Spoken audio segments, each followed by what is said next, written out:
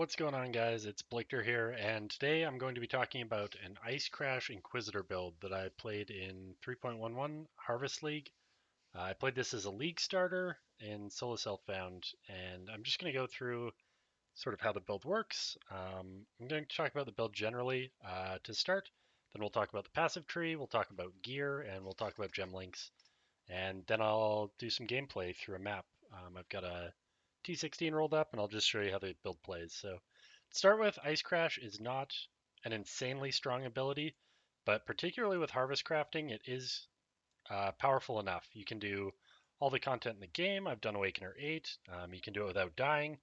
If you can see the boss effects, because as you can see, Ice Crash is kind of his visual cancer. It does have a big AoE. It's nice for delving. It's nice for anything where mobs spawn around you because you basically just AoE um, not everything on your screen. I mean, you could potentially scale it that way, but you've got a fairly sizable AoE. So other than that, it's just leap slamming and smashing.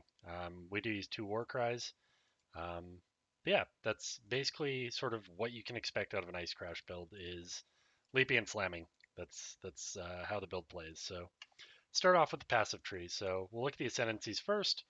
This is the most dubious of the ascendancy nodes. This is quite good. We don't actually cast spells because war cries do not count as spells. So we're only getting attack speed out of this. I say only. It's actually quite strong, especially with a good staff. This node's a bit dubious. As with most Inquisitor builds, this is the node that we're going for. Your crits penetrate all enemy elemental resists. This sets them to 0. Additional penetration doesn't help penetrate more. Enemy resistances are 0 on crits. That's how this reads. Non-crits penetrate a bit. That's fine. That's good starting out. That gets worse and worse. Penetration gets worse and worse the higher your crit chance is on an Inquisitor. So we'll keep that in mind as we're looking at the tree. This is some free crit multi against frozen enemies, which is primarily what we're doing is freezing enemies. Um, Chilled, obviously, we can do against bosses, but basically free crit multi and bonus crit chance against enemies that you haven't hit yet, which is quite good. This is taken strictly for damage and a bit of survivability. Um, Inquisitor is not inherently like a super powerful ascendancy, but it does work quite well for Ice Crash. So coming through the tree, we have life and mana, regen, life. These nodes are quite good.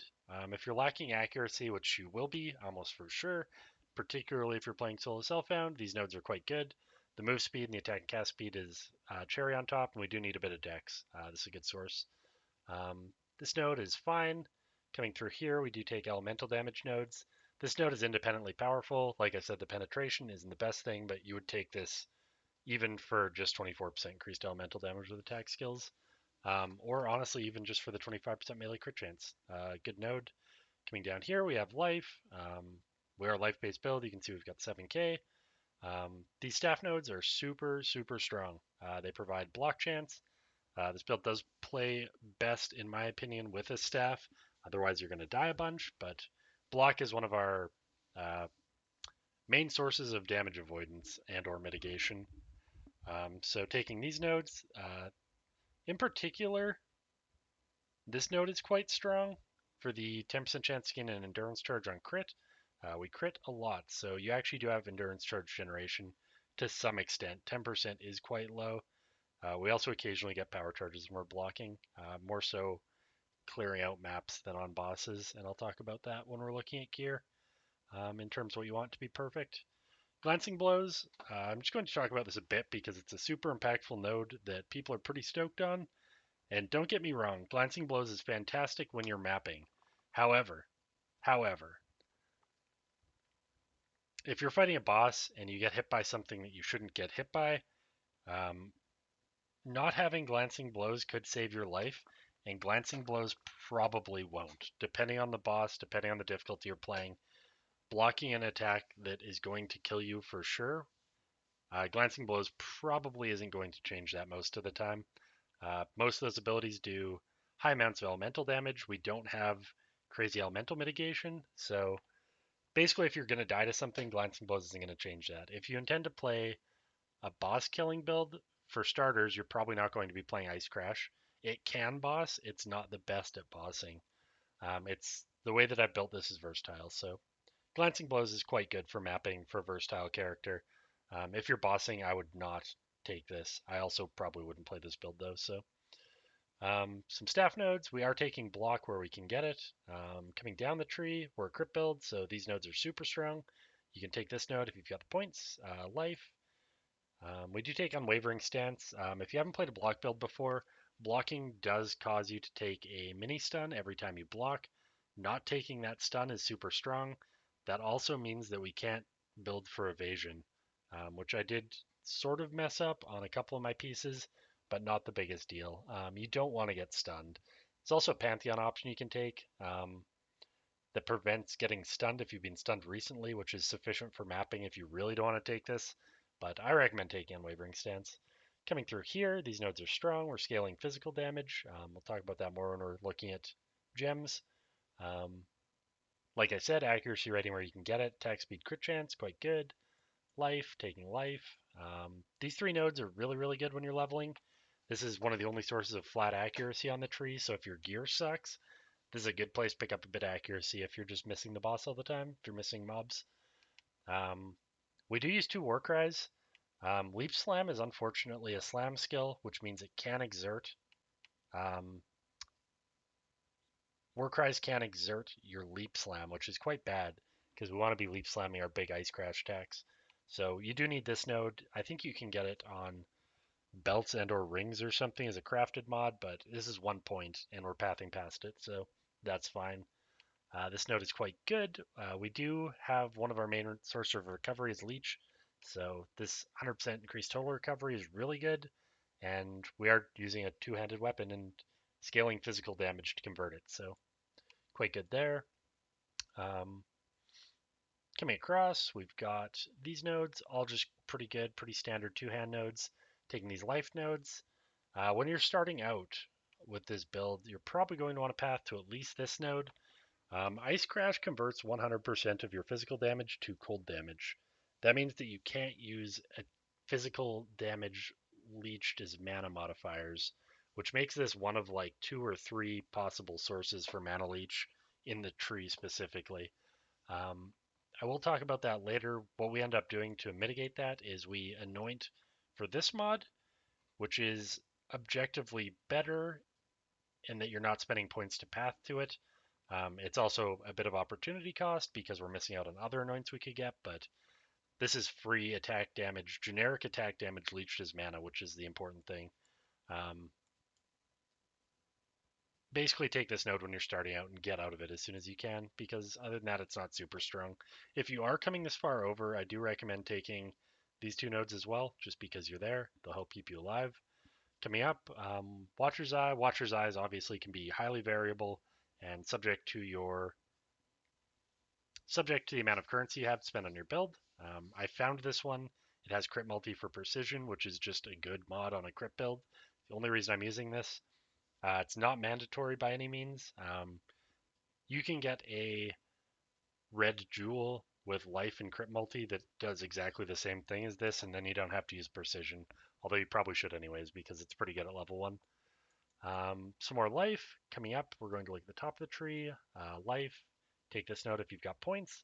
These top nodes on this staff wheel are really quite good for a crit build because they're all crit accuracy and staff damage. These bottom nodes are fine, but I was talking about penetration earlier. I won't do so anymore, but penetration is not very good on Inquisitors. These nodes, really good. Staff nodes, get some block, get some crit chance. These nodes are quite strong. I'll be pathing into these nodes next as I free points up. Their attack speed and AoE, which is really good. If you need a cluster jewel, I recommend this slot. If you're not pathed up to there and you have one worth wearing, you can also use this slot. I just don't have one that's worth wearing yet, so I haven't used a cluster jewel. Some other options, these nodes are reasonable if you want to scale AoE. You can get a lot of AoE out of these nodes. Yeah, there are some options. You can take this jewel socket. I have seen people taking, particularly this node. I don't particularly think 5% gains is worth it, but you can path into this. This node's also objectively pretty good. I would path into this node while you're leveling, potentially, but if you feel you need a bit of extra oomph for damage, it's a place you can go for it.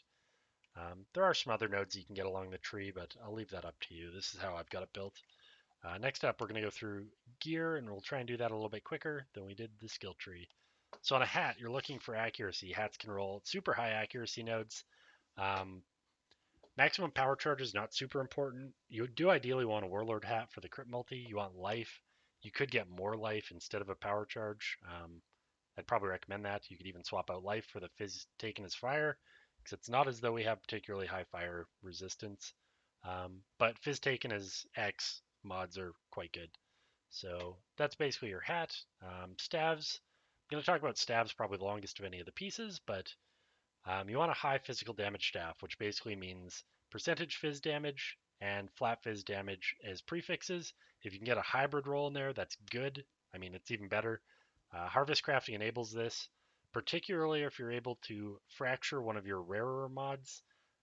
Those two being the hybrid physical damage modifier and the flat percentage physical modifier, which is what I'd recommend fracturing, which is what I've got fractured on this staff. Um, Attack speed, I would say, is your next most important modifier on a staff. Um, Ice Crash does have a bad scaling with attack speed, so if you don't have enough attack speed on your staff, it's going to feel clunky. After that, we do want the increased crit chance locally. That just benefits your percentage increased crit chances across the board off of gear, off the passive tree. Um, You can get by with a much worse staff than this. I only got this once I was already clearing T15, T16 maps. I'd already killed Cirrus. I do have my old staff here as an example. If you are planning on playing solo self-found, something like this will do. I think I literally rolled this with um, an Essence of Contempt, which gives you the T2 flat physical damage modifier, the prefix. And then after that, you just need attack speed and a crit roll, and you are off to the races. I cleared most of the content in the game with this staff, and it's totally fine. I am also making a better staff with a T1 fractured mod and T1 flat and a better hybrid roll than I've got right now. But the suffixes aren't finished, so this is sort of what you're like optimally shooting for is, the perfect harvest crafting staff. If you have questions about crafting, feel free to ask. But basically, start with your prefixes, finish with your suffixes. Staff is super important for making this build feel fantastic. We'll talk about the chest next. Most important mods in this are the life modifiers and the attacks have a chance to crit modifier. I believe you can get the attacks have a chance to crit modifier on a hunter chest, but you can't get the percent life roll. Elder chests are best. Astral plates are best. Um, the dexterity and socketed sport gems honestly aren't very impactful, but they rolled on this and I'm keeping them because they're T1. Um, Rings, pretty straightforward. You're looking for a flat physical damage modifier. This one has some accuracy because I needed it at the time. I don't actually need it anymore. You're looking for life. Pick your resists up here. You can also pick up the crafted mod for crit chance and crit multi if you've shattered recently. That's good for mapping. It's bad for bossing because you're not going to be shattering a boss. Or if you do, it's already dead. Elemental damage with attacks is really, really good on this build. Ideally, I would have that on this ring. Ideally, you do want one of your two rings to be a Shaper ring with Assassin's Mark on hit. I haven't gotten a suitable Shaper ring yet. I think I have a Power ring, which is just going to be worse than a Steel ring.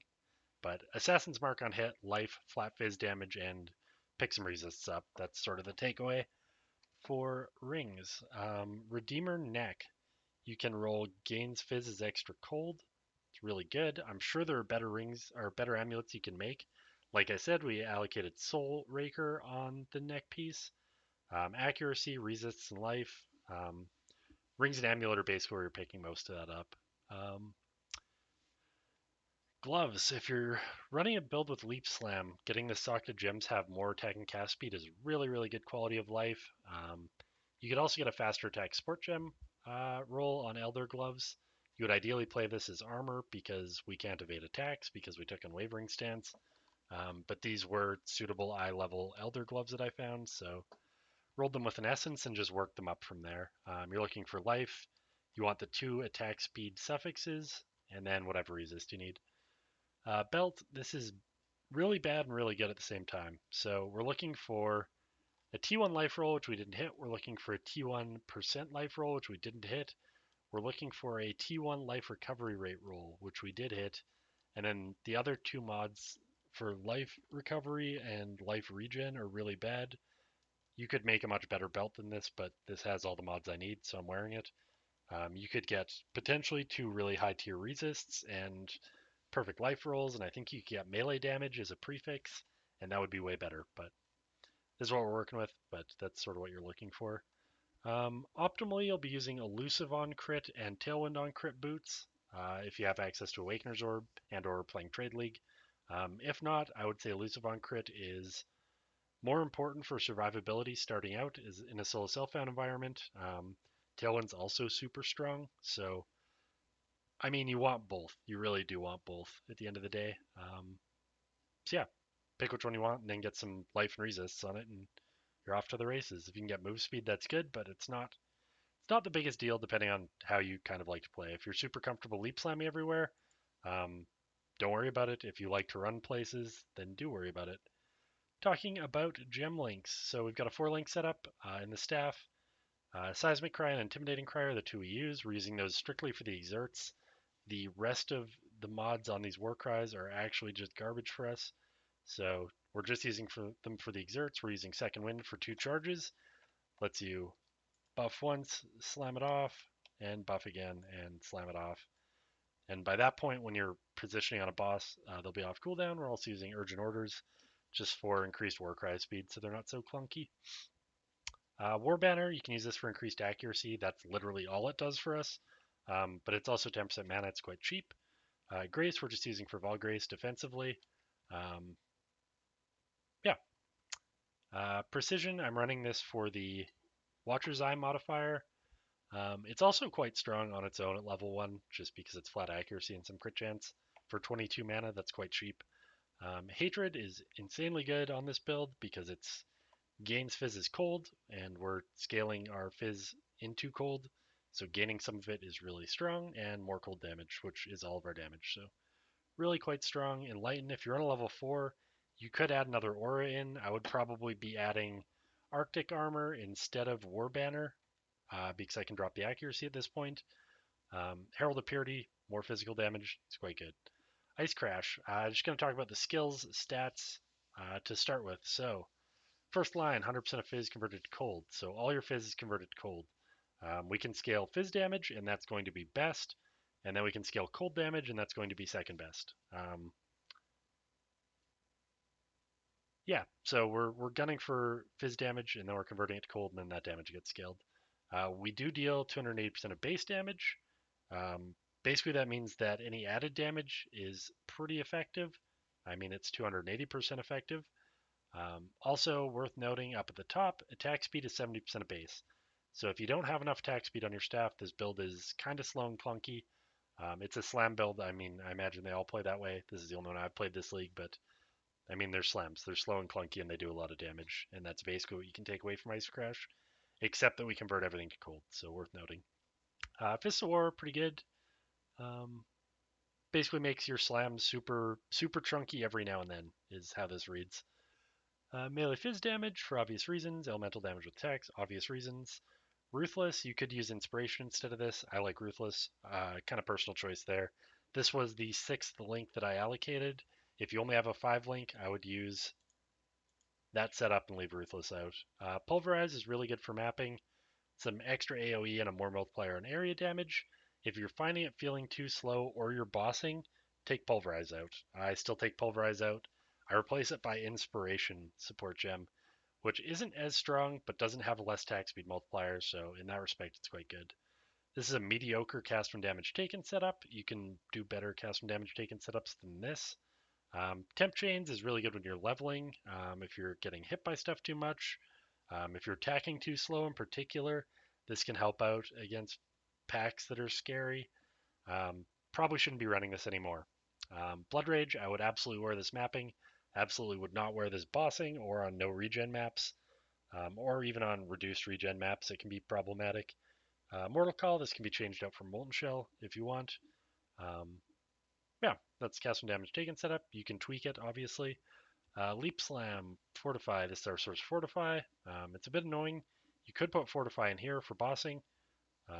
Not a bad option. Faster attacks for obvious reasons. And Elemental Prolif, this sounds dumb and cheesy, but it's actually super powerful in practice because we leap slam around maps, and when we land on them, we freeze entire packs quite often because we hit fairly hard, and we have a high crit chance because of the way Inquisitor plays. So, actually, something that I wouldn't ever get rid of. Yeah, so that's our gem links. Talked about pretty much everything. I'm just going to show some gameplay of a map. It's a T16 map. We'll throw something Wellesley on it. Let's just do Metamorph.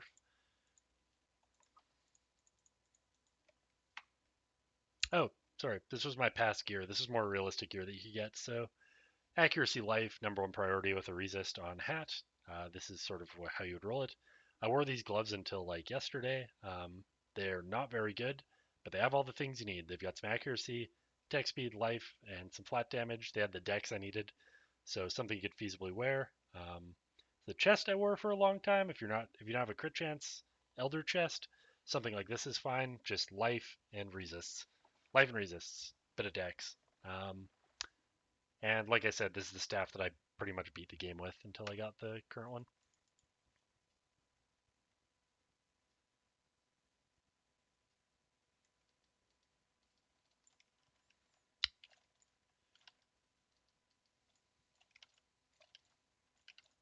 One of the worst parts about this build is that things don't always die until you have already killed them, if that makes sense. So you cast a slam, and then because it's in stages, propagating outwards from your character, you sometimes don't know if things are going to die, particularly when your accuracy is too low and you're not hitting every attack. You can be attacking things and you could have just moved on to the next pack, and then you end up not hitting things, and that feels kind of bad. So as far as the mechanics of Ice Crash go in particular, I would say that's my biggest problem is the propagation of damage outwards. You can see when you hit, damage is somewhat delayed. Um, that's an inherent problem to Ice Crash. It's part of the skill.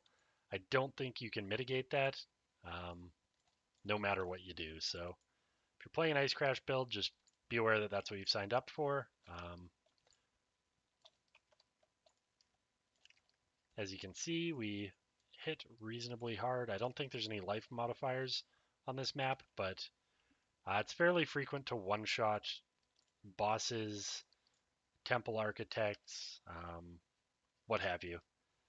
It's not that common, but it is passable if you've got a worse staff to one-shot things, but it does play a little bit slower, so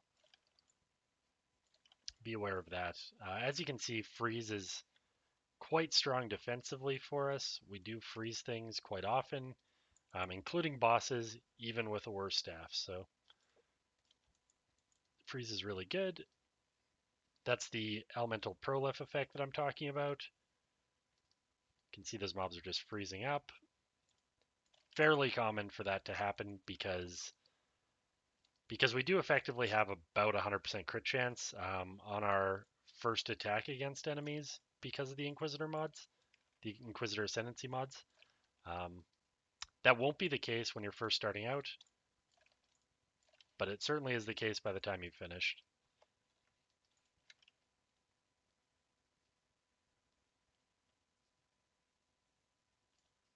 As you can see, just freeze lock the boss. No big deal.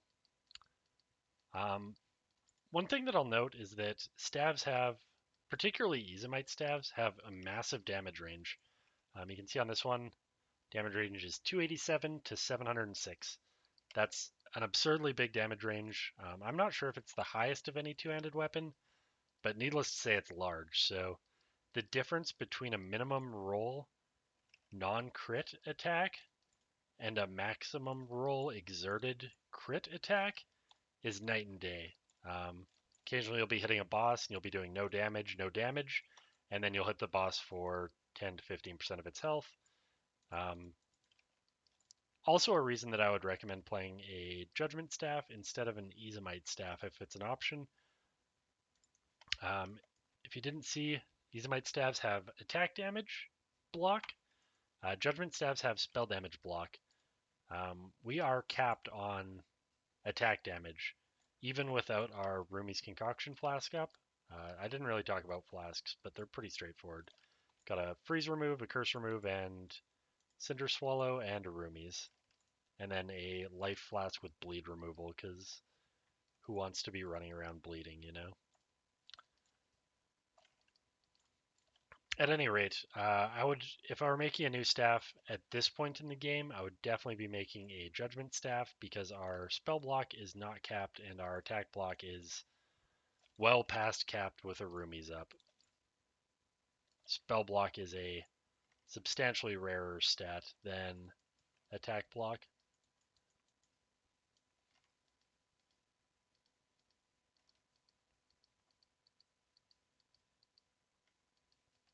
One more Alva, and then I'll just do my Metamorph, and that'll be it. Is that currency? Oh yeah. So this build's, in summary, I guess this build's been super fun to play. I did league start it solo self-found. I wouldn't recommend doing that unless you enjoy punishment. It's probably a lot easier to league start with something standard like specters, but that's kind of not how I roll. So that's not what I did. Can be league started. Crafting a staff is going to be the worst part of your early league experience, in my opinion. Uh, there are basically no unique staff options that are easy to get in solo self-found and viable. If you're on Trade League, that's obviously a lot different. But solo self-found, would not recommend this as a league starter. Doable, but not particularly enjoyable. With gear, quite fun. Quite fun. It's one of the more fun melee builds that I've played.